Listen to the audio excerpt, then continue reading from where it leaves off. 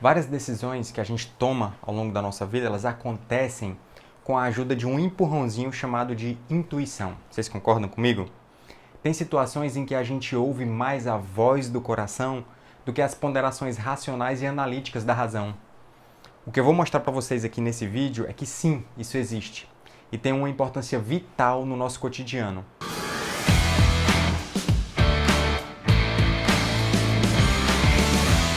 Eu vou te mostrar que existe uma base neurológica para isso acontecer e eu vou te contar isso através de um caso real, uma história real, que é a história de Elliot, um paciente que mudou completamente a sua maneira de tomar decisões após uma neurocirurgia para a retirada de um tumor no cérebro. Faço uma breve pausa aqui para pedir para vocês para curtir o vídeo e se inscrever no canal, pois isso aumenta bastante a chance desse vídeo ser visto por outras pessoas, beleza? Vamos lá! Elliot, ele era um advogado bem-sucedido e tinha todas as características de uma pessoa que buscava o sucesso na profissão.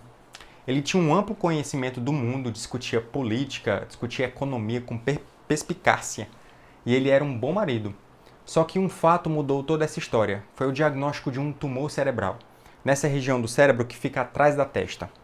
A cirurgia para a retirada do tumor foi um sucesso, só que pouco tempo depois, após a recuperação, os familiares eles começaram a notar que o comportamento de Elliot havia mudado. Ele passou a empregar o seu tempo de uma maneira terrível. Ele continuava com um raciocínio bom, um raciocínio lógico, impecável, porém ele se perdia em situações sem importância. Se ele entrasse no quarto para se arrumar para ir para o trabalho, ele perdia um tempo gigantesco em situações triviais, a todo instante. Bastava algo roubar a atenção que ele se distraía com muita facilidade. Não demorou para que ele começasse a ter os primeiros problemas no trabalho. E o interessante é que quando o patrão chamou ele na sala de direção e o demitiu, Elliot não demonstrou emoção, ele permaneceu frio, como se fosse um espectador da própria tragédia. Aquele trabalho que ele tanto amava, que ele conquistou com tanto suor, aparentemente não pulsava mais paixão, não tinha mais a mesma importância afetiva. A família dele, preocupada, agendou uma avaliação com o neurologista, em busca de respostas para tudo aquilo que estava acontecendo com o Elliot. E de maneira impressionante, o especialista notou que toda a sua capacidade intelectual e cognitiva estava praticamente intacta. Só que duas coisas haviam chamado a atenção do neurologista. Primeiro, era a frieza de sentimento. A mesma frieza que foi observada pelo patrão dele quando ele foi demitido do escritório de advocacia. Segundo, era a incapacidade de tomar decisões, mesmo decisões triviais.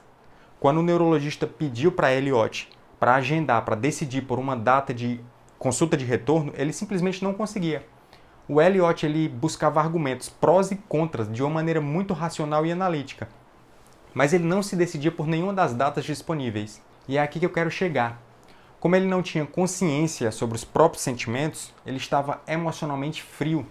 Ele não conseguia ter qualquer preferência pelas datas de agendamento do retorno. A área do nosso cérebro que é responsável pela gente ter consciência das coisas, dos fatos, das nossas emoções, é o lobo frontal. E eu vou já te mostrar por que isso estava acontecendo com o Elliot. O que a gente pode concluir diante de tudo isso é que os sentimentos, eles desempenham um papel muito importante para as nossas decisões pessoais. Sobretudo as decisões que serão vitais para o nosso destino. Como, por exemplo, qual curso eu vou tentar no vestibular, qual carreira eu vou seguir, se vale a pena continuar nesse emprego, que é um emprego seguro, com carteira assinada, com FGTS, ou se é melhor eu tentar o meu sonho de empreender, com quem namorar, com quem casar, e por aí vai. Várias decisões que acontecem no nosso dia a dia. Essas decisões elas não podem ser tomadas apenas com o uso da razão. Elas exigem a intuição e a sabedoria emocional que a gente adquire ao longo da nossa vida. A lógica que é pura e analítica, ela jamais elas serão a principal base para a decisão de com quem eu irei casar, o que carreira eu vou seguir. Isso são decisões muito importantes, aqui pulsa a parte emocional. Aqui, sem o colorido emocional, a razão ela se torna cega. Agora, será que eu consigo explicar isso ao analisar o cérebro? Será que existe uma explicação neurobiológica? Existe algo que dentro da nossa cachola que me dá esse aspecto afetivo na hora de tomar de decisões? Sim, existe sim. E foi exatamente essa região que foi lesionada na cirurgia do Elliot. Essa região do cérebro que fica atrás da testa, a gente chama de lobo pré-frontal, já falei bastante dela. E é lá onde mora a nossa capacidade de racionalizar, de planejar e de decidir. E é lá onde faz eu ter consciência dos meus sentimentos. É lá onde faz eu perceber se eu estou com raiva, se eu estou triste, se eu não estou motivado. E existe outra área do nosso cérebro que ela é um pouco mais profunda, que ela é responsável pela parte emocional. E ela é composta basicamente pela amígdala e pelos circuitos relacionados que a gente chama de sistema límbico. Vocês lembram da amígdala, né? A gente já falou dela em outros vídeos, hein? Pois bem, o cérebro racional, o lobo pré-frontal, ele recebe informações da amígdala e com isso ele consegue ter um subsídio afetivo na hora que vai tomar decisões. É essa conexão que nos capacita a juntar razão e emoção para que a gente haja da maneira mais assertiva possível.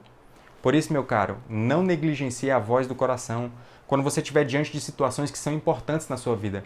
Pois a chave para você ter uma decisão sábia é você estar sintonizando a razão com os seus sentimentos. A história de Elliot ela é a prova disso. Para você entender mais sobre a importância do lobo frontal, veja esse vídeo aqui, sobre o curioso caso de Phineas Gage. Vai lá!